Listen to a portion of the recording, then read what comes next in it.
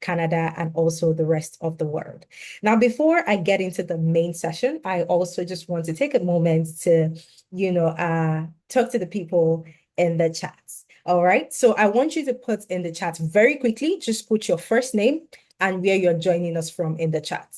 Your first name and where you're joining us from. So I'm looking in the chat box. I just want to, get the session started. I see Beauty from UK, fantastic. Timilaine from the UK, fantastic. Oliver from Wales, Bumi from the UK. Okay, quite a number of responses. It's hard to keep track, but it looks like a couple of people, at least most of them, are from the UK. I see a couple of people, Maha Bolad from the US, Seva from North Korea, fantastic. I see Trisha from New York. Welcome, Trisha. Okay, welcome everybody. Okay, while we go ahead to do that, welcome. Now I am going to go ahead to introduce Tenalytics, the people bringing this session to you. Who are we at Tenalytics and how exactly do we do what we do today? Now, Tenalytics is a leading educational technology company, and we are focused on providing specialized training in technology skills and also delivering comprehensive data consulting services. Now, long story short, what that means is, in as much as we are an educational technology company that trains people, in getting or leveraging the technology skills that they need in order to break into the workforce, we are also in the consulting business. What that means is we have organizations who outsource projects to us for us to handle for them. Now, Tenalytics has been in existence for over 5 years, and we've spent that time building talent for the technology workforce. We have helped over 4,000 people transition not just from their previous job into the classroom, to learn the tech skills, but also from the classroom into their very first job in tech across the different regions, across the UK, across the US, Canada, Europe, Africa, as well as Asia. Now, here at Tenalytics, we are 101% committed to making the technology sector more accessible to anyone who is interested in breaking into tech. Anybody at all, it doesn't matter your race, it doesn't matter where you're from. As long as you're interested in breaking into tech, we are going to be lowering the entry barrier for you. And we do this through premium experiential training and a bunch of wonderful courses, really. But that's not why we're here today. We're here to learn how we can break into, health tech. So I'm not going to go very deeply into that. But we have 10 very carefully curated programs that we offer: data analytics, business analysis, data engineering, data science, financial analytics, HR analytics, agile project management, and Scrum Master Professional, cybersecurity, product design, and finally, DevOps engineering.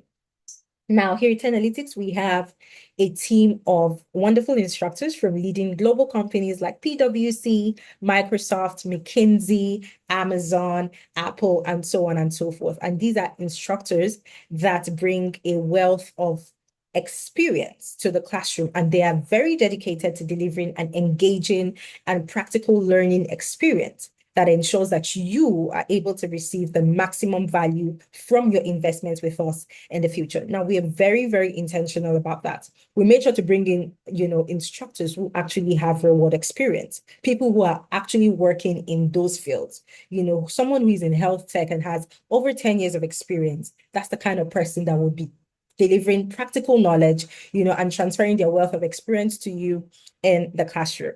Now, who am I? And, this person that has just spoken to you for the past, 5 minutes? All right. My name is, Elizabeth Nana, and I am a product manager, a senior agile project manager, as well as a clarity coach here at Tenalytics. And I have, over half a decade of experience in both product and project management. Some people would call me a skilled leader, but I am a coach for agile teams, and I have successfully been able to drive impactful results. Now, as a clarity coach, I help aspiring professionals such as yourself on this call gain direction, gain confidence, clarity, as well as actionable steps, all right, to transition into rewarding tech careers. Now, personally, I've also trained over 1,000 professionals across 4 different continents, and my experience spans multiple sectors, including legal tech, health tech, fintech, as well as educational technology, where I have applied my deep knowledge of agile methodologies to deliver value and transformation. Now, this session is being recorded. So if you'd like to get the access, get access to the recording of the session so you can have a replay and watch it as many times as you need to, as well as access to the slides that I'm using in this session, my colleagues are going to be dropping a link in the chat box very soon. All right, the link to the attendance form. So you want to make sure that you fill that form because that is the only way we have your details so we can send the recording as well as the slides to your email. All right. So it's very important. If you would like to get access to the recording of the session, very important that you fill the attendance form. If not, we would not be able to reach you. All right. So why are we here today? Now, before we get right into it, I feel like a lot of us, at least, I see over 200 people on this session listening to me right now. At least a solid 90% of us, we know why we're here. Okay. We're here because we're very interested, in the healthcare sector. All right. And then we're also interested in breaking into tech. But I want to hear from you. Very briefly, I just want you to put the reason why you want to break into tech in the chat. Is it for flexibility? Is it for remote work? Is it for visa sponsorship? Is it to have more time for yourself? So, to have more time to spend with your kids? Whatever it is, you want to get away from the long hours, okay? Working 12-hour shifts, working night shifts, the grilling work, and so on and so forth. Just put it in the chat. And I'll tell you the reason why I'm asking for this very shortly. So I see Gertrude. Gertrude says she wants more time with family. iPhone says flexibility and earn more money, which is very important. Efosa says flexibility, tired of long hour shifts. iPhone says remote work and flexibility. Oscar says remote work and more financial freedom. I see what you did there. Titilayo says flexibility. Ajibola says flexibility. Shalini says flexibility.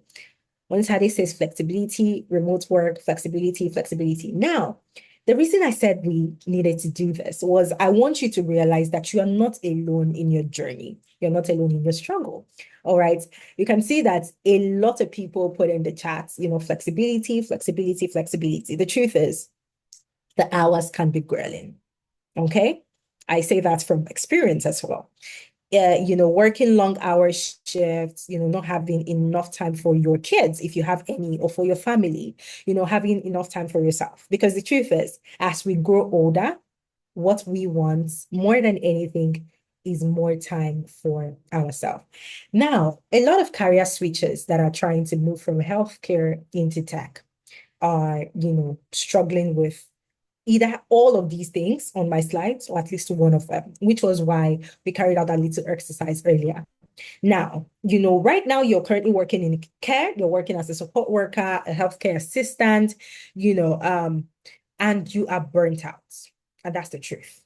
A lot of us on here is solid 90% or 80%. We're burnt out, we're physically strained, we are exhausted, we're tired of bedside care, whether you're working as a nurse, or as a support worker, you're tired of bedside care, you are exhausted. You want to get into tech, but you don't exactly know where you fit in or how to start. You're probably a nurse, like I mentioned earlier, a healthcare assistant, care worker, support worker, doctor, and you want to transition, but again, you are also scared of starting all over again in a different field. That is, a very valid fear. All right. You're scared of starting all over again. You have 10 years of experience as a nurse. You have 15 years of experience. You're currently a healthcare assistant. You're on visa sponsorship. And you're wondering, if I try to break into tech right now, would it affect my visa? Because of course, your visa is limited to that sector, right? Would it affect my visa? Am I going to have to start all over again? What will happen to my years of experience? Oh, I'm currently in my 40s. This may not be for me, because where do I start from? I'm not a technical person. I don't have a technical background. I'm here to tell you, very happy to tell you today that you have a valuable domain knowledge in healthcare, which is what I love to refer to as liquid gold. So you are very rich right now, okay? Very rich, but you are not even aware of it. Valuable domain knowledge that recruiters and hiring managers and organizations are looking for. You just don't know how to leverage that. You don't know how to use that as an advantage in tech. And that's why we're having this session today.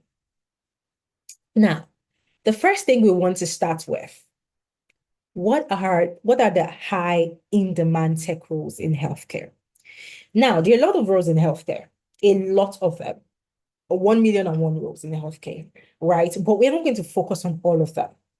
We're going to focus on the ones that are high in demand, because the goal is not for you to get into another field where you're going to be burnt out, you're going to be exhausted, or you're even going to struggle to land a job in the first place. That's not the goal.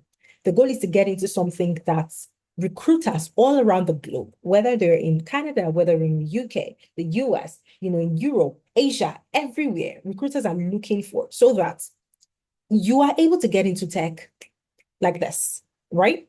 So first off, we're going to go ahead to take a look at just some of these roles.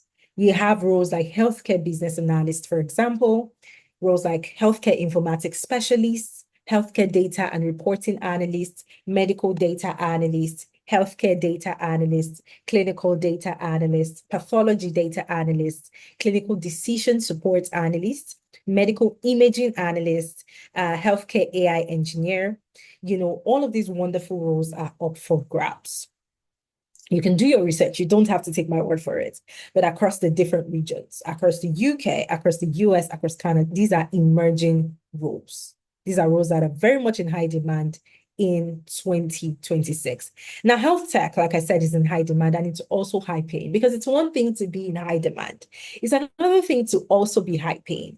As much as a lot of us want flexibility, we don't want flexibility with peanuts, right? We don't want flexibility with peanuts. We want flexibility, and then we want to be earning a lot of money, at least something substantial, something that is enough to take care of family, something that's enough to help you not have to live paycheck to paycheck, to increase your earning power. That's why a lot of us are here today. So yes, the flexibility comes as, an add-on. That is an advantage. That is a nice to have, that is the cherry on top. That is the icing on the cake. But at the very core, we also want something that is going to pay us well and give us more time. And, I also took the liberty to carry out some research, because here at Analytics, every single thing that we say is backed by research. This is information that you can find anywhere on the web. All right. Always backed by research. Now you can see I added some snapshots from the NHS jobs, right, where you're able to see that, about 2,937 jobs were found for data analysts. And this is, from the NHS. So I say this to tell you that, yes, with health tech, yes, it is data analytics, right? But it is you also leveraging your current experience in healthcare, right? And this is something that people like yourself have done. I mentioned at the start of the session that we've helped over 4,000 people, right? Now, not all of them got into healthcare, but a substantial amount of them, right, were interested in healthcare, and they were able to land jobs. We have people who have landed jobs with the NHS. Matter of fact, in the UK, for our UK participants, the NHS is one of our biggest employers. Now, but I put this here so you can see snapshots of some of the job listings. You can see that the NHS in the UK is actively searching for data analysts, people who can translate their data analytical skills into the healthcare sector. Now it's a two-pronged approach, really, right? It's healthcare, and then it's data analytics. If you're on this call right now, you most likely already have one, which is healthcare. You just need to add analytical skills to that, and then you would be able to fully transition and land a job. Now, a lot of these jobs come with visa sponsorship. A lot of them come with, remote work opportunities. Some of them come with hybrid job opportunities, meaning that you probably have to go to work, you have to go in twice a week or 3 times a week, and then the remaining days of the week you work from home, right? The hybrid opportunities, they're fully remote opportunities as well. I didn't stop at just the UK. I also carried out analysis in Canada as well as in the US, all right? And I have everything linked on my slide. Now you can also see the average the average salaries, right? The average comp in these three different regions. In the UK, it's around £56,000 to £63,000. And these are just statistics, right? That's the beautiful thing about it, because you are also able to land a job that would offer you more. All right, but this is the range that you should be expecting, around £56,000 to £63,000. So for people who are interested in visa sponsorship, you can already see that this is a job, or this is a career path that is eligible for the skilled worker visa. All right, because of the salary threshold. Now we took a look at Canada as well. You can see that on an average in Canada, you see from 66,000 Canadian dollars to about 106,000 Canadian dollars. And then in the US, you see an average of 80,000 US dollars to 173,000. Now, regardless of the region that you're joining in from, you're listening to me right now, one thing is certain and one thing is clear. These are jobs that are in high demand, and they're not just in high demand, they pay well. All right. Now we have a couple of success stories that I'm just going to be highlighting, because, what is this session if I don't also share and just show you some of the people who have done this before you, right? People just like yourself. And then you're able to just draw courage from their journey. Now we have someone like Sharon, for example, who moved from being a healthcare assistant with the NHS in the UK to actually landing a job as a business data analyst, still in the UK. Okay. Now, Sharon moved from her birth country to the UK, and I'm sure a lot of us, especially for the people joining in from the UK, you're familiar with how it works, right? A lot of times you have to get in through care, just to secure your visa, your sponsorship. So Sharon was working as a healthcare assistant, but of course, long hours, she wanted more flexibility and she wanted something more. She knew that she wanted something more for herself. And Sharon joined the 10 Analytics Business Analysis Training Program in March of last year, March of 2025.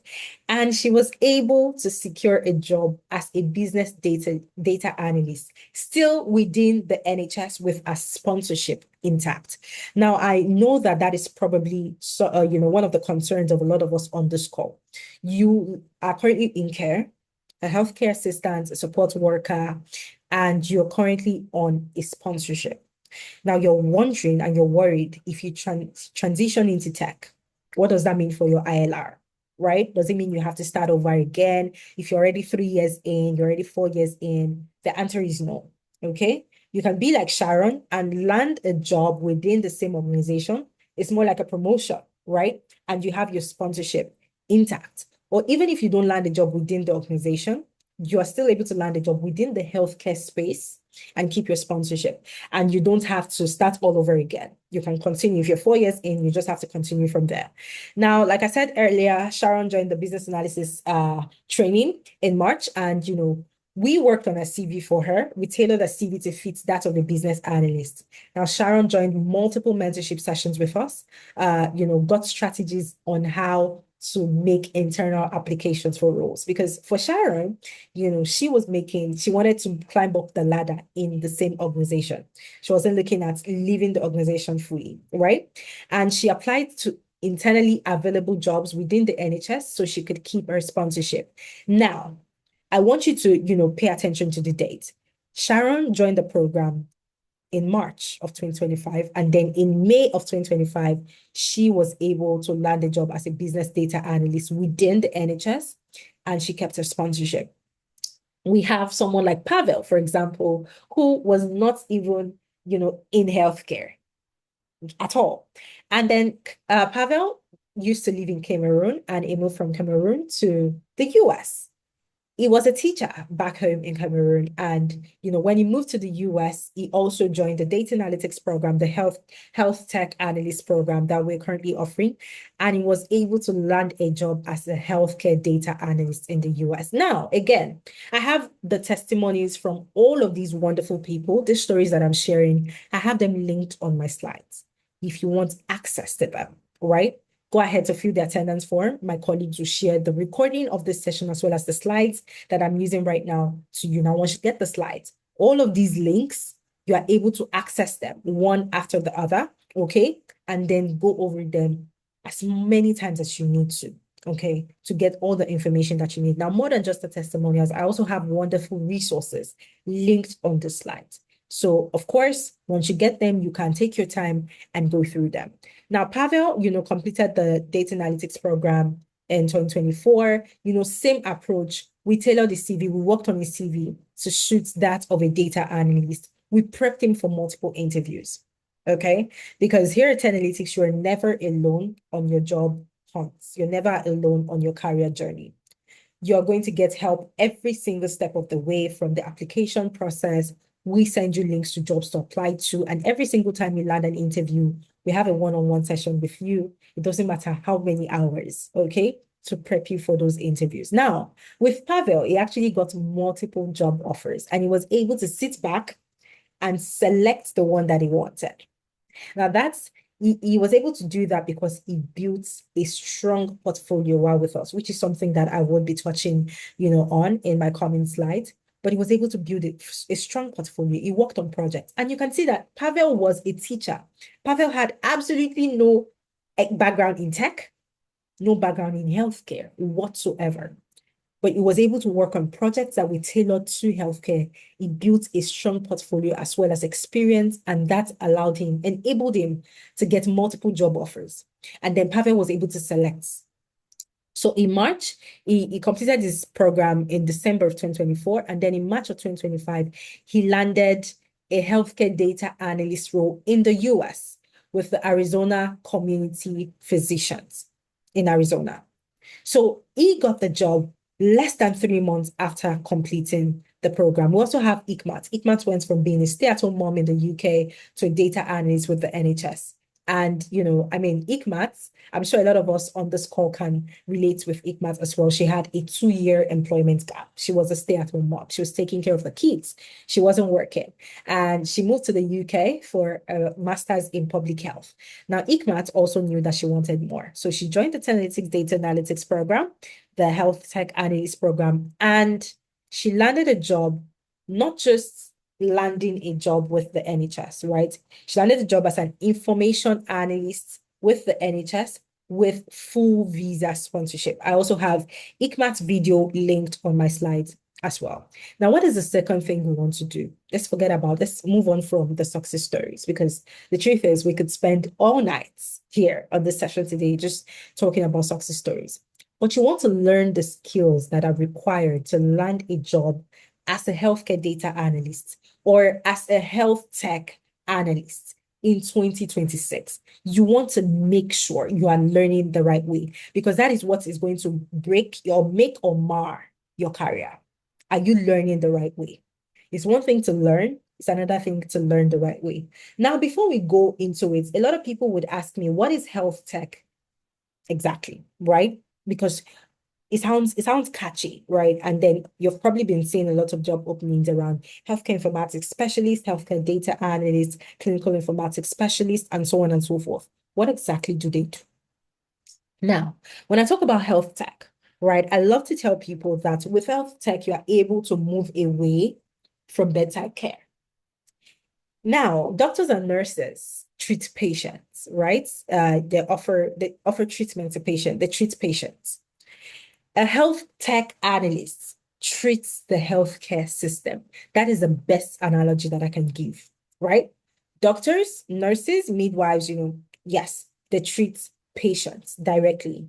Now, as a health tech analyst, you're not treating patients, you're not offering bedside care. You are treating the healthcare system overall.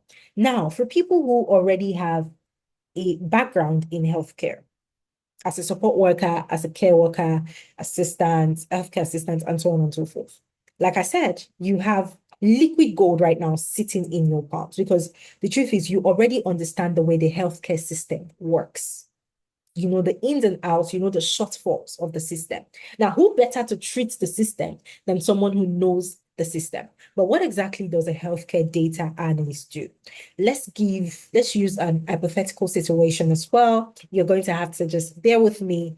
I'm a storyteller, okay? I want to make sure that you understand it. So I'm going to break it down as much as I can. All right. So let's say you're currently working as a healthcare analyst. I'm going to pick one person on here, an aspiring healthcare analyst on here. I'm going to use Helen. Okay. So Helen is currently a healthcare data analyst in a mid-sized hospital. All right. So we're going to be using Helen for this little story. This mid-sized hospital is facing ICU congestions. They're facing bed shortages, and they're also facing rising inpatient costs. Now, in order for them to improve their bed utilization, their patient flow, their cost efficiency, as well as the quality of care that they, give to patients, the hospital leadership has reached out to Helen and they say, hey, Helen would like to know how length of stay, LOS, length of stay, how does length of stay vary by medical condition, by department, and by bed type? So just walk with me right now. Hospital leadership has reached out to Helen and they say, Helen would like to know how LOS varies by medical condition, by department, as well as by bed type. Okay. Now, those are the three things I want to know. Which medical condition has the longest LOS, the longest length of stay? Which department has the longest LOS? And what type of beds have the longest LOS? Those are the three questions. And they've asked Ellen. Now, what does Ellen do? Helen is the healthcare data analyst. Don't forget. What does she do? Now, you are aware that in every hospital, we have patient information. We collect patient data. And that is something that, is very interesting. I find it very interesting about, health tech analysts, whatever the role you want to get into, whether it is a clinical data analyst, a healthcare informatics specialist, because all of these are just names, right? They're fancy names. At the base, at the core of the role, you do the same thing. Okay. Now, one thing that is very interesting is that you don't have to start looking for data. The data already exists. If you currently work as a nurse, you currently work as, healthcare assistant, etc., you know that you have data that you collect in your place of work currently. When when you admit patients, you collect that data, they get a patient's ID. You take down the admission date. Maybe you're using trackers, right?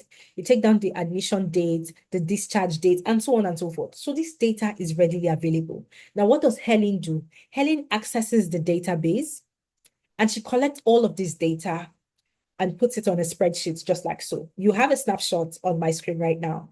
This is what Helen would do, right? Now, if we're looking at a hospital, you agree with me, there's probably going to be 5,000 data entries, patient information. We have more than 5,000 patients. So does Helen have to start going over all of them one by one, with a pen and paper and jotting it down? The answer is no. That's where the tech comes in, right? That's where the tech aspect of it comes in. Now, Helen has successfully gathered all of the patient information. You can see the visit ID right here. You see the patient's ID. You see the admission date. You know what? I'm going to, annotate just so you are able to follow this presentation properly. Now, this is the visit ID. You can see the patient ID, the ID that is given to every patient that, gets admitted into this hospital. You can see the admission dates. What dates was this patient admitted? You can see the discharge date. What date was this patient discharged? You can see the length of stay. Oh, this patient stayed for 6 days. This patient stayed for 3 days. This one stayed for 5 days, and so on and so forth, right? Then here is where the magic happens. You're able to see the medical condition. What did this patient come in for? For example, this one, the first one came in for cancer. The second one came in because of a heart attack, and so on and so forth. You are able to see exactly what medical condition brought in this patient. Now, I want you to remember that Helen was not the one treating all of these patients. She just had access to the patient's information, the patient's data. So Helen is not involved in bedside care. Okay? Now, she's seen the medical condition, then she's also able to see the department. This patient went to the oncology department. This was admitted into the cardiology department. This went into orthopedics and so on and so forth. She can see the doctor ID, the ID of the doctor that treated the patient, as well as the hospital bed that the patients, used, whether it was a semi-private room, a general ward, the ICU, and so on and so forth. So now let's erase all of this. If you have been following so far, I hope I've not confused you. So if you have been following, I want you to put an emoji in the chat, just so I know that I have people following, okay? So put an emoji in the chat, any emoji of choice, so I know that I have people listening and, it's making sense. Any emoji whatsoever. Just put an emoji in the chat. Fantastic. I see a lot of responses. Okay, so we have people listening in. All right, fantastic.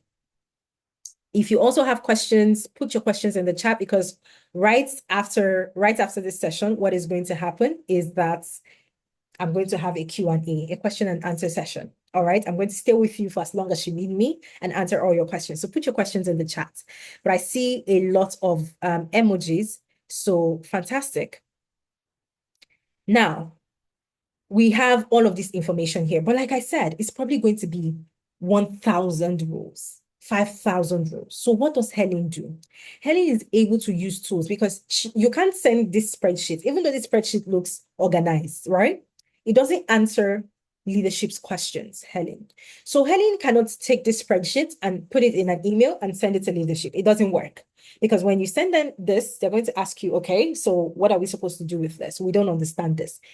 You have not answered our question. Remember the 3 questions: the medical condition with the longest LOS, the department with the longest LOS, and the beds with the longest LOS. So what does Helen do? Helen uses the information on these sheets, and using data analytical tools, she's able to translate that into a report that is probably going to be 4 pages long. Now, this report is something that you can send to anybody, whether or not this person has, an experience with data, whether or not this person is a data specialist. Even if this person is a layman, I guarantee you, if I send this report to anyone on this call, I put it in the chat right now, you take a look at it for 5 minutes, you already understand what the insight from the data is. Now, of course, I can't do that, but I have the report on my slides. So go ahead to fill the attendance form. You get the slides. It's very important. That's why I keep talking about it. I want you to actually get the slides. So some of these aspects that I rushed over, you are able to, go through them in depth on your own. Now, the snapshot of this report. First off, you know what? I'm going to exit from slideshow so that I can zoom in. I want to zoom in. Now, from the snapshot, you're able to see that, number 1, Helen, using the information from that spreadsheet, okay, she has been able to prepare a report that shows the medical condition that has the longest LOS, all right? And from this report, you can see that it's clearly tumor. So we have had people that came in for tumor, because they had some type of tumor. And, that's translated into them staying the longest in the hospital. So we see tumor topping the charts, then we see cancer, we see stroke. Now, not only has she identified the medical condition with the longest average length of stay, she put the average here. So you see an average of 12.6 days. You see an average of 12.3 days for cancer. You see an average of 8.2 days for stroke. Now, she has, just itemized all of the medical conditions, and she has been able to provide an average number of days that, these folks have stayed in our hospital. That's just what she did here. Now, excuse me, on the second page of the report, she went ahead to answer the second question. This was the first question: what medical condition? Helen has answered that question. Now, on the second page of the report, she goes ahead to answer what department has the longest length of stay. Again, using that spreadsheet I shared earlier, she's also able to itemize the different departments and show which one has the average length of stay. And it's not magic. It's not guesswork. It is data. She's using the patient's data that she has access to. All right. So she has been able to identify that oncology has the highest average LOS with 12.4 days. And, we also have pediatrics. Pediatrics has the LOS of 2 days. So you can see that oncology is topping the charts, and it is significantly longer. So we have more people, when we admit people into the oncology department or the oncology ward, we have them stay longer than people who go into pediatrics. That's just what this report is saying. Now, on the third page of the report, she's also able to answer the third question that was asked: what beds have the longest length of stay? And she's also able to take a look at it and say, you know what? The private rooms have the highest average length of stay at 6.3 days. And it is slightly higher than, the ICU as well as the general ward. Now, she then proceeds to summarize her data. She provides a summary. Now, this is just 4 pages, right? Once she sends this to hospital leadership, in 5 minutes, their questions are answered. And of course, she has a summary as well as recommendations. They know the next thing to do to move the company forward, to move the hospital forward. What do they need to do now, right? To improve the quality of care. What do they need to do now to better utilize their bed space, and so on and so forth, in less than 5 minutes. All right. Now, of course, it's not going to take Ellen 5 minutes to put this together, but in 5 minutes, when they get a report, they're looking at that report and their questions are answered. Now, she also provided a summary to say the data set reveals that tumor and cancer has the highest length of stay at an average of 12.6 days and 12.3 days, respectively, with the oncology departments leading among medical conditions with 12.4 days. Now, what are the recommendations? The hospital could explore optimizing the oncology department processes to reduce the length of stay. Because what she has just done is she said, this is the department that is probably the least efficient. So what can we do now? We can explore ways we can optimize these department's processes. So we can also reduce the length of stay, potentially freeing up more resources for other patients. Resources could be beds, it could be doctors, right? And then a second recommendation is to invest in efficient treatment protocols for conditions like cancer, which might also contribute to shorter stays. Maybe we don't have good treatment protocols right now, or maybe it's not up to par. So we can look at ways we can make it more efficient. What better treatment protocols can we introduce, right? To also reduce the length of stay. What Helen has just done, as she has taken the company's or the hospital's patient's data and she has translated it into this wonderful report to help hospital leadership make an informed decision. Now, I always tell people, anybody who can understand data is already miles ahead from someone who can't. And the truth is, Helen is probably miles ahead from hospital leadership because they cannot understand data the way she can. Like I said, you're moving away from bedside care. So you have been able to take this spreadsheet with 1,000 or 5,000, data entries, and you've been able to, translate it into a 4-page report that will take hospital leadership 5 minutes to answer, their questions. A healthcare data analyst is a professional who analyzes healthcare and clinical data to support better medical decisions, to reduce costs, improve operational efficiency, as well as patient outcomes in hospitals. Now, where can a healthcare data analyst or anyone in health tech work in?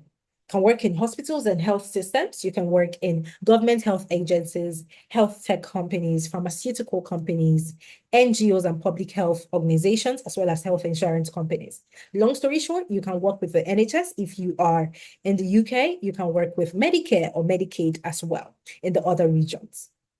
Now, that is just a summary. Like I said, you want to make sure you are learning well because we have a lot of resources out there, but how do you ensure that you're learning the right way? Mistakes that a lot of people are currently making, people who are looking to break into tech, is they're probably learning by watching videos, only videos. We have free resources on YouTube. Okay, you go on YouTube right now, there are probably 10,000 videos you can watch on, becoming a healthcare data analyst. But are those videos sufficient? Are you going to be able to watch those videos on YouTube and then you spend all night, you go marathon, 12 hours watching the videos, and then tomorrow you're applying to jobs and you're getting jobs, right? If you don't have real projects that you've worked on, if you don't have a portfolio, then, I have bad news for you.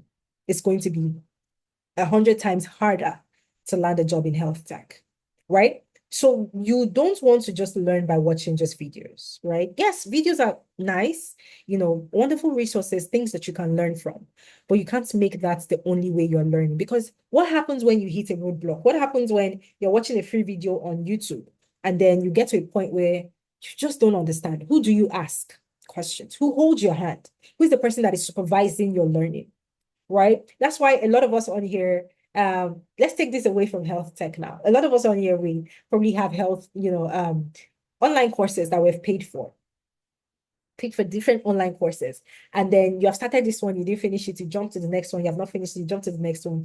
There is no accountability. Who is holding you accountable in your learning journey? Right? Now, some reasons why, or one reason why some people are also struggling is there is no local work experience in health tech. If you're looking to break into the job market in the UK, you hear we need UK work experience, Canadian work experience, US specialized work experience. If you don't have local work experience, it might be a bit more difficult, right, to break into it. And finally, generic CVs and LinkedIn. This is the most common, right? We have people on here who have one CV for 10,000 different roles. So every time you see a job opening, you apply with that same CV. Now, your CV, number one, in 2026 is not ATS friendly. That's already, a red flag. And what is ATS? That is the applicant tracking system. It's sort of like an AI that is used, when people are applying to jobs. So every single job you see out there, or at least most of them that you see online, right? Recruiters are using ATS for, and what exactly does the ATS do? The ATS serves as a filter. So recruiters program the ATS to look out for specific words, keywords on that CV. Okay, because they're probably going to have 100 people, 200 people, 500 people apply to the jobs. Now, do you think a recruiter has time to go through 500 CVs? The answer is no. So they put the ATS sort of like a security guard at the door, right? And they tell the ATS, if anybody submits a CV that doesn't have these words, let's say if someone submits a CV that doesn't have LinkedIn, that doesn't have generic, and that doesn't have videos, these three keywords on that CV, put the CV in the bin or filter that CV out. Now, what happens is, as a professional, when you apply to a job, the second you click submit, immediately you click submit when you submit your job application, in about 9 nanoseconds, right? The ATS has scanned your CV. If it doesn't find those three keywords, right? Hypothetical keywords right now, that was programmed to look out for, is going to move your CV to the bin. And then you get an automated, we regret to inform you, right? Probably 24 hours later. Again, all of these are automations. What you don't know is that no human being saw your CV. Your CV was filtered out right at the doorstep. So that is one of the mistakes, and quite frankly, the most popular mistake that a lot of professionals are making. You're applying to jobs with generic CVs. You have a generic LinkedIn. How do we change that? You also do not have professional mentorship. You don't have anybody prepping you for interviews. So even if your CV is ATS friendly and it scales past that first process, when you get invited for a job, whether it is in person, whether it is online, whether it is virtual, who preps you for that? Now, I want you to take that in. Who preps you for that? Because the best of us, we actually get very, very, nervous when we have an interview. It happens to me as well, right? So you need a professional. You need someone who is going to say, Helen or D, you have an interview on Monday, right? Can you send me the job description, right? The name of the organization, and we carry out our research and we come back to you. We schedule a one-on-one with you. It could be 1 hour, it could be 2 hours. And then we say, listen, these are some of the likely questions based off of this role and this organization. These are some of the likely questions that you may be asked. Now, when you are asked this question, how do you answer it? What do you say? Right? What projects do you reference? Do you share your screen and talk about your portfolio? Which of the projects on your portfolio do you talk about? What do you say? How do you frame it? What framework do you use to answer the questions? Because again, you want to make sure that you are not rambling. When we're nervous, a lot of times when we're nervous, we just start to talk. And before you know it, you've been speaking for 10 minutes. You're asked one question and you just start to talk and talk and talk, and you have lost the recruiter. You've lost them. They have just zoned out. They're not listening to you anymore. And that's happening because you're nervous. You don't have a framework to guide you. Do you have a mentor to teach you that? That is where we come in as well. So let's get back to the presentation. Okay, just hold on. Like I mentioned earlier, you have the domain knowledge right now, which is healthcare. If you are currently in healthcare, all right, you have the domain knowledge. But what you also need to add to that in order to make up health tech and break into health tech is data analytical skills. You need to learn problem solving. How do you solve problems as it relates to data sets, right? What are the different techniques that you can use to solve problems? You need to get into Excel, learning Excel from the basics. Now, a lot of us on here probably use Excel as a spreadsheet or a tracker, but you don't know how to use Excel the way a professional data analyst would. Now, you're going to be learning from beginner to professional. So you don't even have to have a background in tech. You don't need to know how to use Excel to qualify for this. We are going to take it from the basics for you. How do you go from someone who doesn't even know how to differentiate between a row and a column? Someone who doesn't know a pivot chart, a pivot table. How do you go from that to becoming a professional in Microsoft Excel? How do you also learn the language of data? The language you can use to speak to your data and then understand the data when it speaks back to you. What are the tools you can use to prepare reports? The report, like just like the snapshot I showed earlier, how you can transfer your spreadsheets with thousands of information into that tool, and then it's automatically just automated. It prepares a report for you in less than 10 minutes. You have a report that you can share with, stakeholders in the business. You learn that using tools like Power BI and Tableau. How do you also learn data storytelling? How do you craft your report in such a way that when you send it to anybody, in less than 5 minutes of looking at that report, it doesn't matter if that person is a 15-year-old or if that person is 60 years old. In less than 5 minutes of looking at that report, they understand the insights, they understand the data, they understand the analysis, they understand the story, they understand your recommendations, right? And then we also will be teaching you how you can leverage AI. In this day and age, a lot of us are scared. Oh, AI is coming to take over jobs. I always tell people AI takes over, or people who know how to leverage AI are the ones who take over jobs from people who don't. Because let's face it, AI is here to stay and it helps you become more efficient, right? Now, a task that would usually take you 5 days, AI can do it in 1 hour. So we're going to also teach you how you can be more efficient at your job. How do you leverage AI to your advantage? And then we'll teach you Microsoft Fabrics. Now, all of these tools you'll be learning in the health tech program. How do you land jobs, tech jobs in healthcare? The first thing you want to do is you want to learn in a project-based environment. What that means is you learn by getting your hands dirty. You don't learn by reading textbooks. Mm-mm. You actually get to work on projects. You are assigned projects. You get to work on projects. You get data sets that you have to work with, right? Data sets just like the one I shared earlier. Yeah, you have to clean it. You have to analyze it, all right? You have to take out the bad data, the messy data, clean it up, and then load it into Power BI, load it into Tableau, right? And then generate a report. You have to learn by doing the real work, because that is how, when you're asked questions at interview, you're able to defend it. Because I can sit here right now and come up with a beautiful CV for my 5-year-old niece in 5 minutes, or okay, in 30 minutes. Just give me 30 minutes. I'll come up with a wonderful CV that is ATS friendly for my 5-year-old niece. So the CV is not enough. How do you defend your CV? Yes, we work on your CV for you, but after working on your CV and you use that CV to apply to jobs, how do you then defend that CV? Then you also want to learn to showcase your work. You build a portfolio, which we're going to be teaching you how to do, right?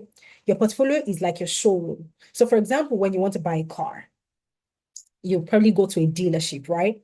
You go to try out different cars, different models. You're asking the attendant, oh, you know what? Does this have a turbo engine? What is the mileage, on this car? And so on and so forth. You're able to test drive. You're able to sit in the car. You're able to feel the upholstery in the car, right? And that would inform your decision to buy that car. Similar to the car dealership, that is what your portfolio does for you. When there's a portfolio, it's like a showroom that the recruiters can go into and look around and look at the kind of projects you've worked on and look at the things that you've done, right? So when you say you have 5 years of experience in healthcare, when you say you have 10 years of experience in healthcare, they need to see projects. And if you have a portfolio, then you'll be able to showcase your work. Now, some of the projects or, the type of projects you'll be working on, projects that are, very, very much in sync related to, NHS business problems, Medicaid business problems, Medicare business problems, right? Projects relating to hospitals, medical centers, pharmacies, and so on and so forth, right? Those are the kind of projects that you get to work on. Now, what is the third thing that you need to do? The first one, we've talked about it. The second one, we've also talked about it, gaining the skills. The first one was identifying the high-paying jobs, the in-demand jobs. Number two was gaining the skills. Now, number three is to gain the work experience. A lot of times when we want to apply to jobs, even though they're probably entry level, when you want to apply, you take a look at the job description, you see that they require at least a year, at least 2 years, at least 3 years of work experience. So how do you bridge that gap? Because in order for you to gain experience, you need to land a job. But in order for you to land a job, you need experience. So as a beginner, there's a gap, right? This is you right here, and this is a job. And the gap here is work experience. Now, 10 Analytics will be able to bridge this gap for you. You need to gain work experience as a healthcare data analyst in order to show employers that you are the best candidate. How do you gain said experience? How do you showcase your work experience? You gain experience, one, from the projects that you work on in class, because like I mentioned, this is a project-based environment, right? It's a project-based learning environment. So from your very first live class, you're assigned projects, and then it's supervised learning. You're working on projects, and those projects you're housing in your portfolio. Now, these are real life projects, all right? These are projects that solve real business solutions. Like I mentioned earlier, we are also in the consulting space. So we have access to projects that we can, of course, redact the name of the organizations, okay, of course, because that is privileged information. But then you are also able to work on these projects. You are able to practice them because those are the kind of projects you work on when you land a job. And then you also get to intern with our partner company, Amdari. So we partnered with a company registered in the UK for this. So you're not just going to be working with 10 Analytics, you're also going to be working with Amdari. And then you can add both 10 Analytics and Amdari on your CV as part of your work experience. Okay, this way it already gives you UK and Canada work experience, just like that. And then, of course, we teach you how to build a portfolio where you can show evidence. We have samples of some of the portfolios of some of our participants who have landed jobs. I have them linked on my slides right now. So once you get the slides, you can go over them, click on those links and access the portfolio. And now, number 4, don't forget, you need a reference to keep the job. Yes, your CV is ATS friendly. You got a call back, for an interview. You've smashed the interview, right? You've passed. And then they offer you a provisional contract and they tell you we need references. Who do you put down as a previous employer? Now, feel free to put down our name at 10 Analytics or our partner company, Amdari, and we'll be more than happy to provide you with a reference letter. Now, this is a snapshot of one of the references that we provided for one of our students, all right, or one of our previous participants who landed a job with the NHS Trust Fund, South Seas Hospital. Now, the hospital reached out, the NHS reached out to the founder of 10 Analytics, Adaiza Suleiman, and it provided them with a reference letter. This is a snapshot. So again, it's not just words, right? I have snapshots, I have evidence to back up everything that I'm saying. These are the kind of things that you need. So what do you need to do today? The first thing you need to do is you need to learn. Identify the career path that you want to get into. And because you're on this call already, you have already identified that you want to break into health tech. So you need to focus on learning the data analytical skills tailored to the healthcare sector specifically. So what that means is you're going to work on at least 8 healthcare related projects with us. The next thing you want to do is you want to package yourself. I talk about the importance of packaging every single day. It cannot be overemphasized. When we talk about packaging, we talk about you revamping your CV. That is what gets your foot in the door in the first place. And we'll do that for you. All right. You gain experience by working on projects in class. You revamp your CV. We teach you how to optimize your LinkedIn so that as much as you are searching for jobs, recruiters are also looking out for you. Recruiters are reaching out to you to head-ons, and tell you, you know what, we came across your profile. We're very impressed, and we have a vacancy right now. Would like to have a conversation with you. That comes from optimization of your LinkedIn profile. How do you strategically position yourself on social media for success? How do you build in public? You also need a portfolio, which will be teaching you how to build. You need mentorship, which will be providing interview preparation. Okay. Like I mentioned earlier, for every single interview you land, we will prep you for that. It doesn't matter. If you land 100 interviews, we'll prep you 300 times.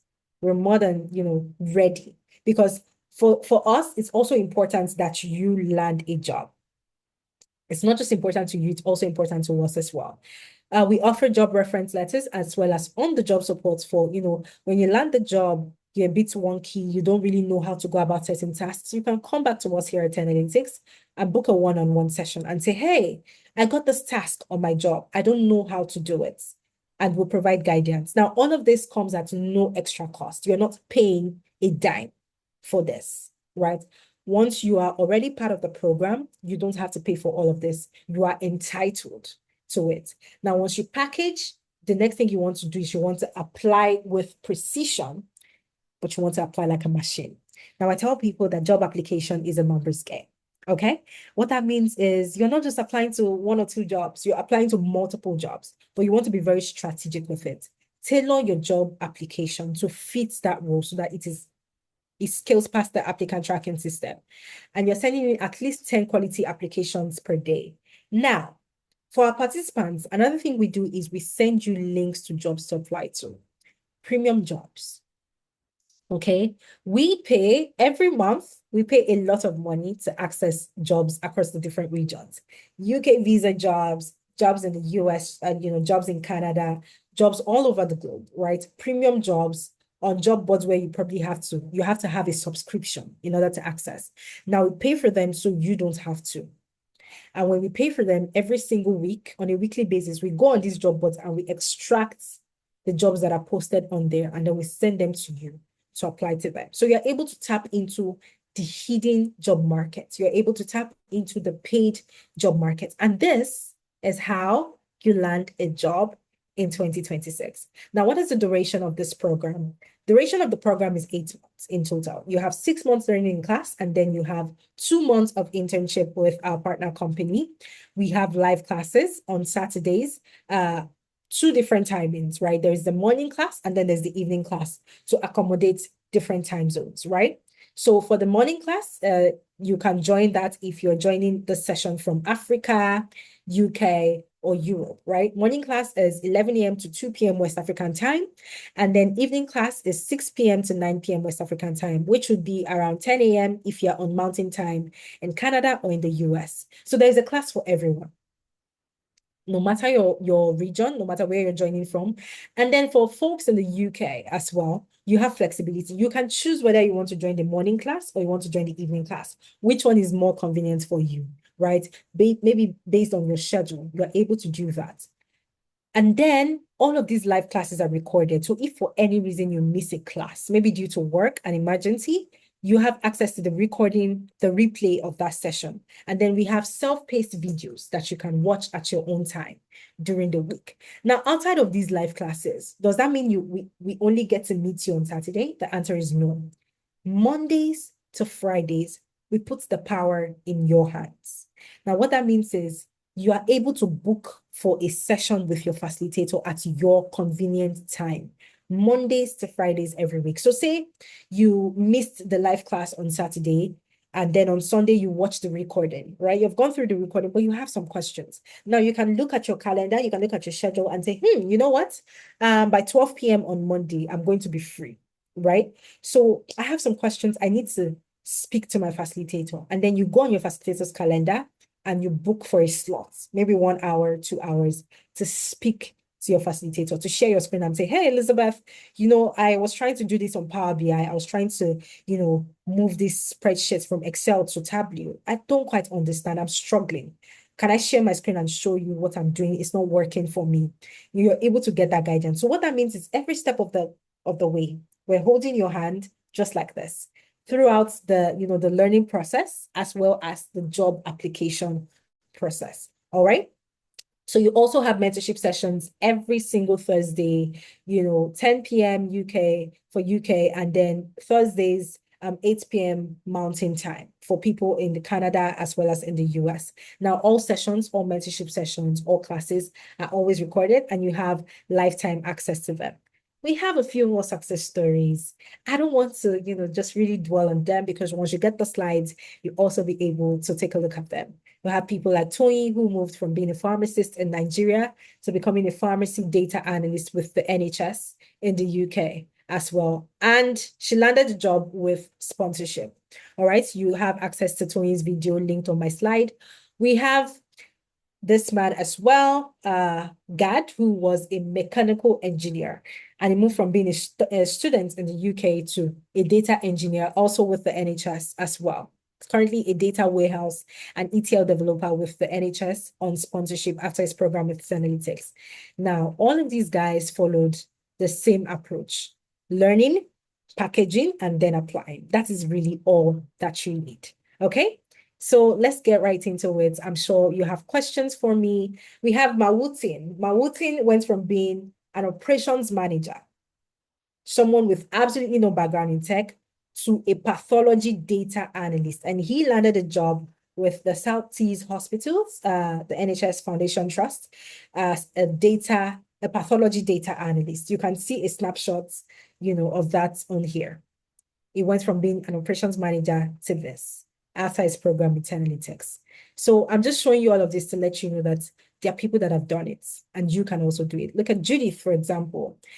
Judith was working as a carer in the UK, had a background in HR, and she completed the business analysis program, the HealthTech Business School. And then she landed a job as a business analyst, a healthcare business analyst in the US, working remotely from the UK. So she lives in the UK, but she works for an organization in the US. So again, all of these people have done it before you. You can do it as well. All right. So let's just keep through them so that when you get the slides, you're able to go over all of the success stories on my slides at your own time, at your own pace from different regions. Abigail in Canada as well was able to break into health tech, just like you are about to do now. Esther went from being a care worker to contract project officer with the UK Civil Service. All of these are people just like you. All right. We have Ramat, who went from being a success. I can go on and on, okay, but I don't want to. So let's just go past them. But the truth is, you cannot stay where you are currently. That was why I also asked us to put in the chats the reason for joining the session, the reason for wanting to break into tech. A lot of people said they were tired of the long shifts. A lot of people said they were tired of the long hours. They needed more flexibility, more time, better financial power. You cannot stay where you are. You need to make a change. All right? Because in 6 months, if you don't make a change, you'll be stuck exactly where you are at right now. All you need to do is make a decision. Now, if you've been interested in every single thing that I've been saying from the onset, we have a cohort starting on the 11th of April that you are able to join. Now, these are closed groups. And in the spirit of Women's Month, we are offering a 50% scholarship. Well, not we have some sponsors that have come on board, right? We have some VCs that have come on board, and they will be covering 50% of the fees for 400 people, 300 women and 100 men, okay?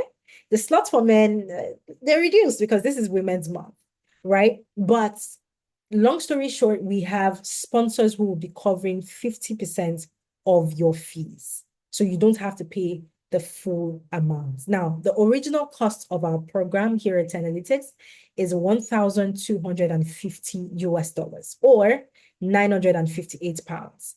But with the current discount, you are able to pay $600 instead, and you're able to spread your payments across as many as 3 installments. So what that means is you don't have to pay all at once.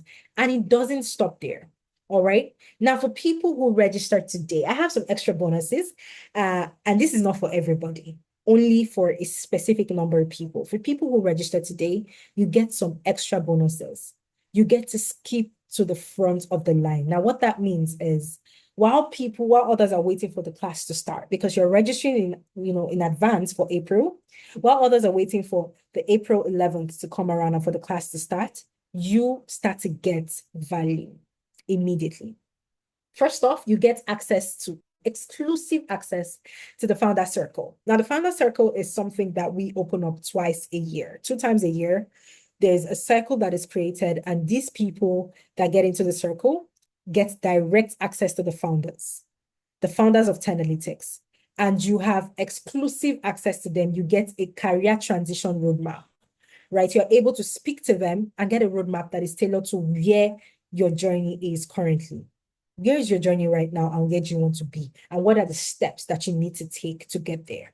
You also get tailored guide on jobs to apply to. What type of jobs do you apply to? And you get direct access, direct guidance, direct mentorship from the founder of Tenalytics before your cohort even starts.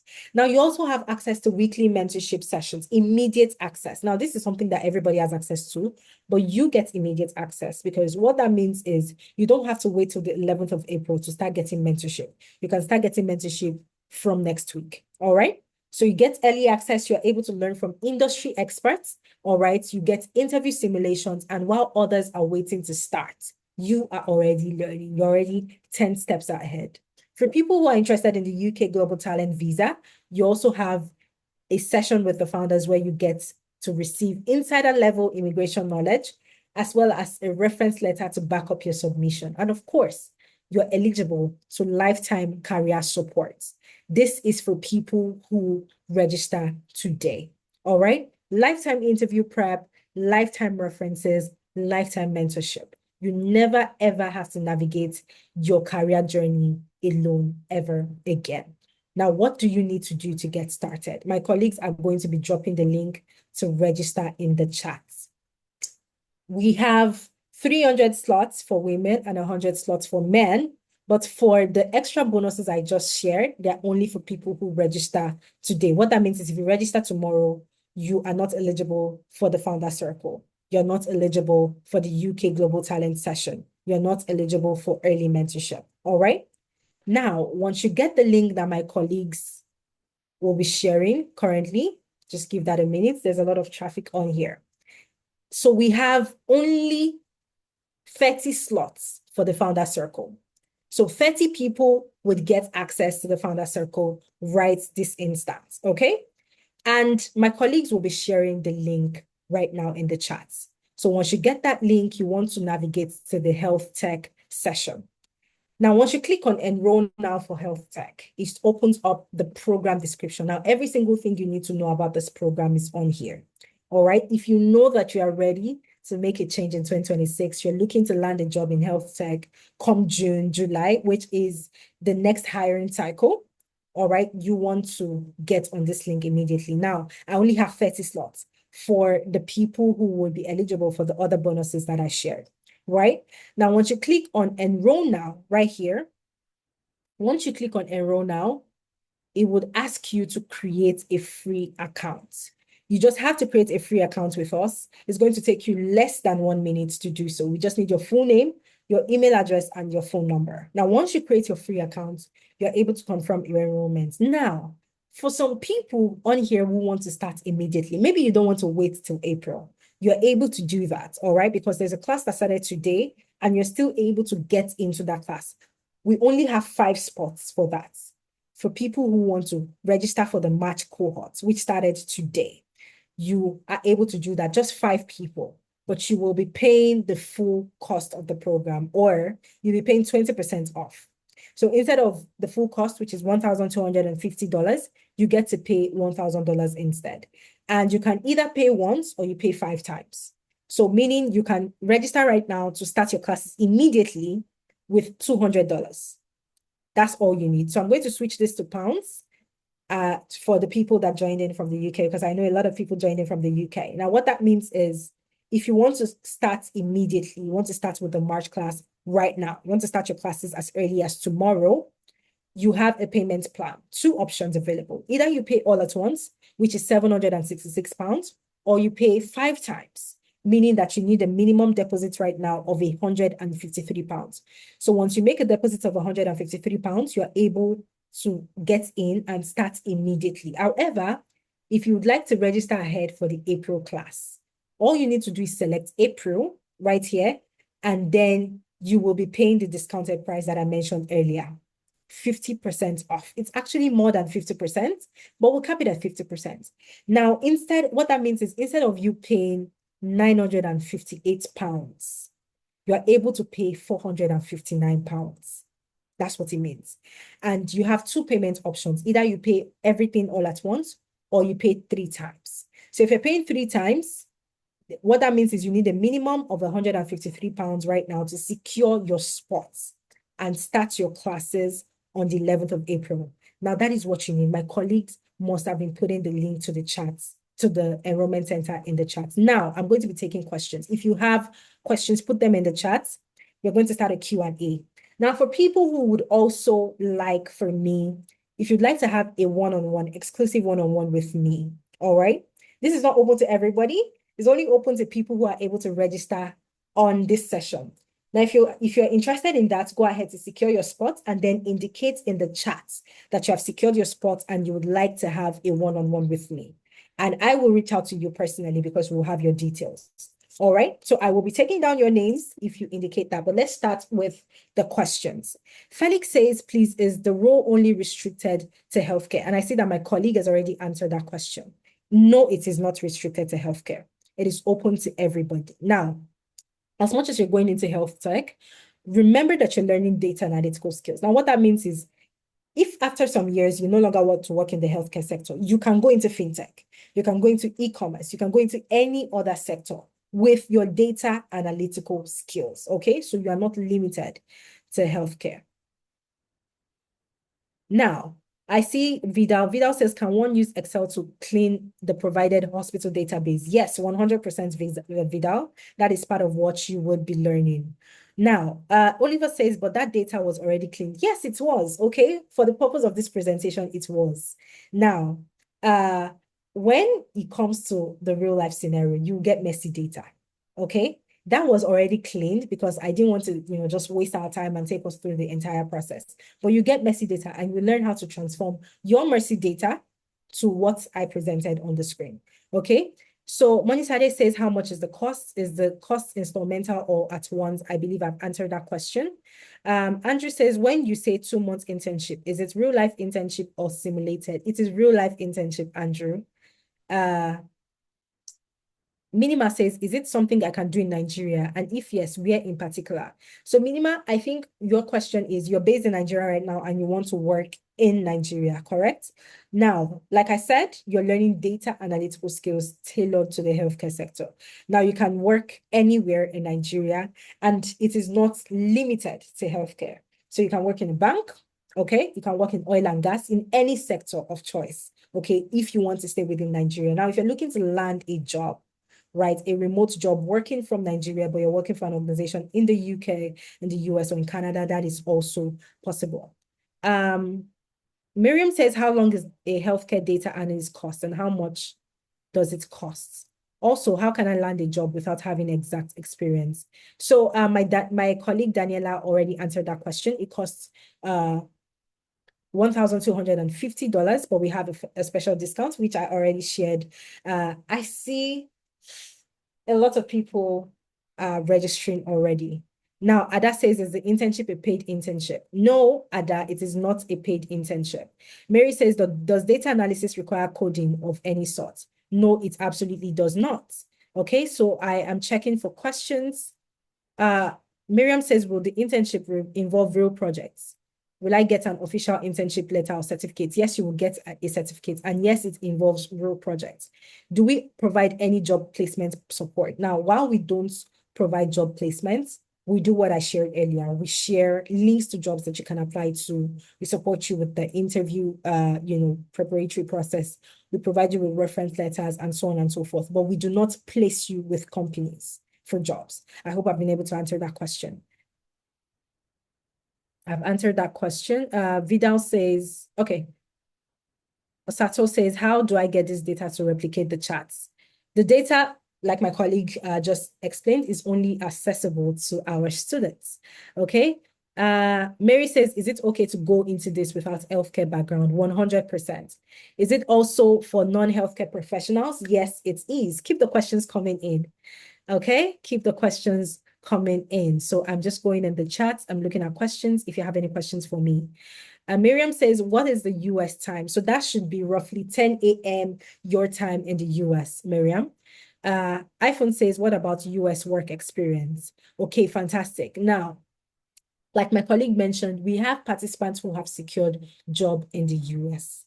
Now, you can gain work experience with the US, pardon, after working with our sister company, Amdari. Now, remember that you already have Canadian work experience and then you already have UK work experience. 9 times out of 10, you're already at a competitive advantage, okay? Whether you're applying to jobs anywhere in the world, you have the UK on your CV, you have Canada on your CV as well. It already gives you a competitive advantage, okay? Olanike says, do you also have experience with the United States? Yes, we do.